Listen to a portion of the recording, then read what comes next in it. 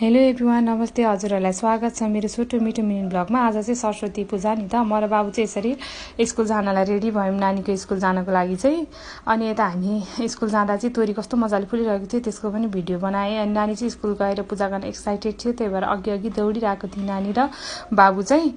अनि यता नानी स्कुलमा गएपछि साथीहरूलाई पनि भेटेँ। अनि सरस्वती पूजाको लागि चाहिँ स्कुलमा यसरी रेडी गरेको थियो। अनि नानी चाहिँ पूजा गर्नलाई थालिन्। अनि यता म्यामले नानीलाई पूजा गराउँदै हुनुहुन्छ यसरी। अनि नानीले पूजा पनि गरी अनि ढोगी पनि मन्दिरमा। अनि त्यसपछि यता धूप बालिरहेको थिएँ। हाम्रो चाहिँ घरमा पूजा गर्न मिल्दैन नि त, त्यही भएर नानीले सिधै स्कुलमा गएर मात्र पूजा गर्यो। अनि नानीले पूजा गरेपछि चाहिँ यता म्यामहरूले टिका लगाइदिँदै हुनुहुन्छ नानीलाई। नानीले टिका पनि लगाइन्। अनि यता साथीहरूसँग फोटो पनि खिचिदिएँ मैले नानीको साथीहरूसँग। नानी चाहिँ सबभन्दा कस्तो सानो देखेको है यो ग्रुपमा। अनि फोटो खिचेपछि चाहिँ हामीले यता म्यामहरूसँग पनि फोटो लिएँ नानीले। अनि त्यसपछि चाहिँ यता हामी प्रसाद खानालाई स्कुलको उतापट्टि गयौँ। अनि नानीले चाहिँ प्रसाद इन्जोय गर्दै चाहिँ यसरी मजाले प्रसाद खाँदै चाहिँ कति मिठो है भन्दै चाहिँ।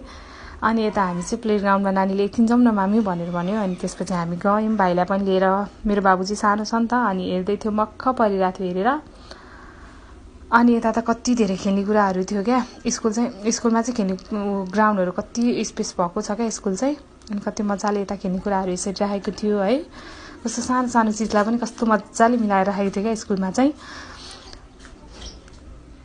अनि यसरी बुकहरू पनि राखेको थियो स्कुलमा चाहिँ। नानी बाबुहरू चाहिँ यसरी मजाले इन्जोय गरेर खेल्दै थिए।